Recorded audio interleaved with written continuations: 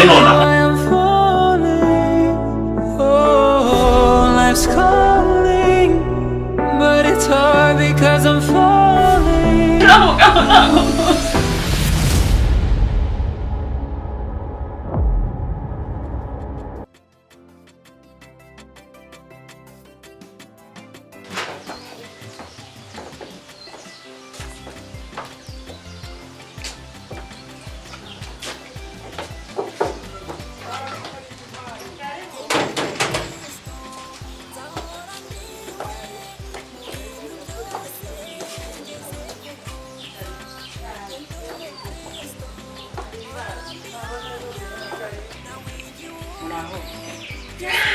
Basta ni wowe.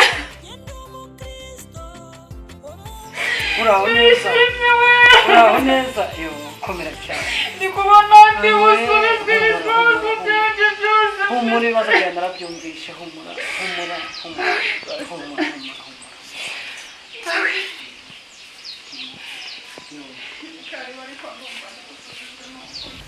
Ndishimye cyane ntabwo wabyumva. Ndi kumva meze nk'ubonekewe kure usuye. Izina rya Yesu. Ya.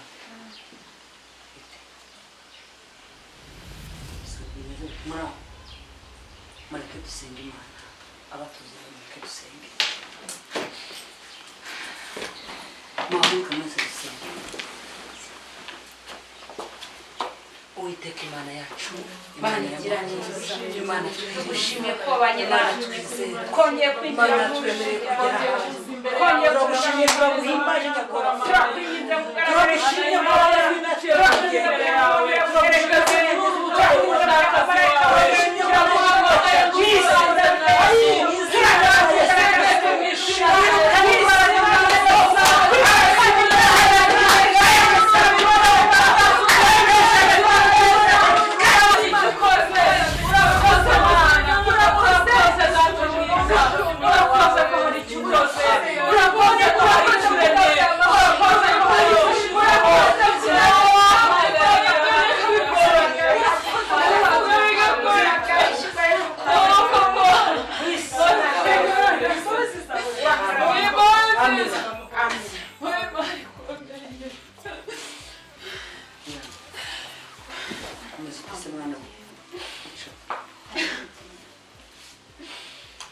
niko se dia amakuru yawe. Amakuru yanjye ni meza gahoro pastor. Ibibazo se numvishe bari abana muririmba nabambwira mbabaza amakuru yawe buri munsi kuko nakubona ku rusengero rumeze bite. Nibihe bibazo wagize Diane kuko ko wakundaga umurimo w'Imana cyane ko waririmba ugakora Imana wabaye iki? Pastor. Mbwira mbwira ntugire ikibazo kuko hari ikibazo tugomba gusengera kandi Imana igatanga igisubizo. Humura wirira hanagura amarira yose. Ibibazo byanjye ni birebire. Ubona mugeze aha. Maboko yaramaze kunkubita. Maboko wawe se yageza? Niko ko yageza? Guriya wari wicaye aho ngaho. N'uyu ncuje akanyihorera? N'umugabo atanyoroheye. Unabuze urubyaro. Ariko wenda ubwo mbabonye ngiye gusubizwa. Aragukubita ko wabuze urubyaro? N'icyo agukubitiye? Ni utanga urubyaro se? Abakristo bari kumamagara, abakristo bari kumamagara ariko babihanganye. Ndabaha umwanya wabo. None se azika ari utanga urubyaro? Nuvuga ngo n'umugabo n'icyo aguhora. Ariko mubi cyane mama, ariko n'umugabo. Nawe urumva bigiramo ubuhari. None se dia twakoze amasengesho kenshi twasenganye kenshi. Wagiye ubona abantu benshi bari gushima Imana bamaze imyaka 10 bamaze imyaka 20 bakabyara Imana ikabaho urubyaro. Ibyo ntabwo byizera ko bibaho. Ndabyizera ndetse n'amaboko nari mubwiye ariko ntabwo yumva ngo iyo Mana yanjye, iyo Mana yanjye. None se nyoko buko wazamutse arakamu umwanya hamwe tugasengana. Wabyazakunda. Ntabwo nzi ko ashobora kunyumva pastor. Ntabwo yakumva. Zarageza ku muhungu we ndebe ko hari icyo yabifasha. Byihorere ibyo ngibyo. Gusa ikintu musabye ni kimwe. Yo, ni ibyo bibazo wagize. Ibyo bibazo nagize.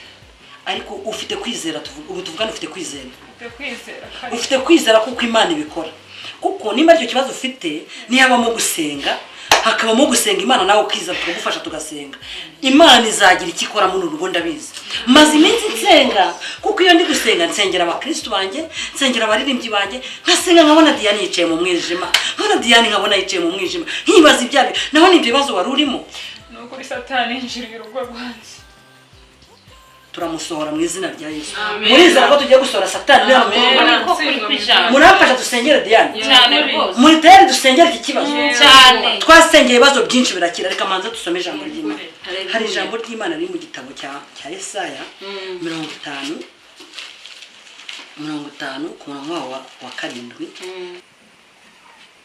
tugiye gusoma ku murongo wa 7 baravuga ngo kuko umwami Imana azanabara nicyo gituma ntamwara. haleluya nicyo gituma nkomera mu maso hanjye hakamera nk'urutare kandi nzi yuko ntazakorwa n'isoni ko nukuri kwijambo ry'Imana ryawe Imana imanye muzanye wabyumvishije Imana yavuye ngo ntabwo izakorwa n'isoni nubwo abanzi bahagurutse nubwo Satani yahagurutse ntabwo izakorwa n'isoni urimo urabyumva ni ijambo Imana ikuzanira umunsi Imana ikuzanira ijambo rihuza amarira Imana ijambo rikuhumuriza Imana ikuzanira ijambo rikuhumuriza noneho umurongo wa 8 aravuga ngo utsindisiriza ari hafi ugutsindishiriza ni Imana yo mu ijuru izagutsindishiriza imiryango wavutsemo n'izagutsindishiriza banyoko wanyu ntibazagutsindishiriza barumuna bawe nta kintu bazakuma ugutsindishiriza ni Imana yonyine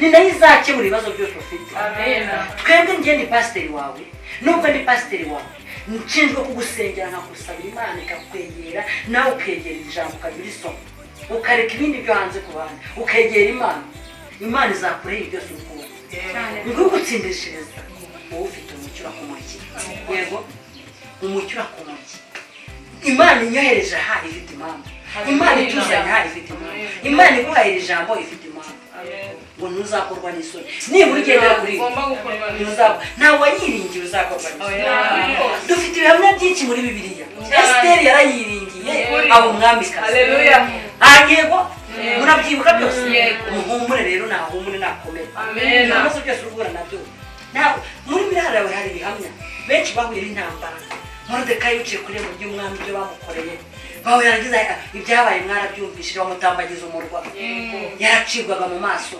Rusi byamubayeho murabizi namba kuri nyirabukwe namba ku Mana ntunambe ku miryango ntunambe ku nshuti namba ku Mana ko niko kuri kwijambo tugiye gutegura amasengesho y'iminsi usengere Diane yego tugiye gutegura amasengesho y'iminsi 2 twese nta kurya nta kunywa duhamagara Imana turi kwige kugeza igihe Imana igomba kureba ikiko rigatanga amahoro igomba gutanga izatanga urubyaro itanga urubyaro umugabo azamuha amahoro umunyabukwe azamuha amahoro mbese n'abatamubona nk'umuntu bazamubona nk'umuntu abamufashe ijambo bose bazabona ko Imana ifite byose mu biganza agomba kuba umubyeyi nk'abandi tugiye kugusengera Imana ubundi dutahe ubundi tugiye gupanga gahunda tuzapanga ku wa mbere no ku wa kabiri mufite gahunda hari umuntu wafite gahunda ku wa mbere kuri 27 no kuri 28 hari gahunda mufitemo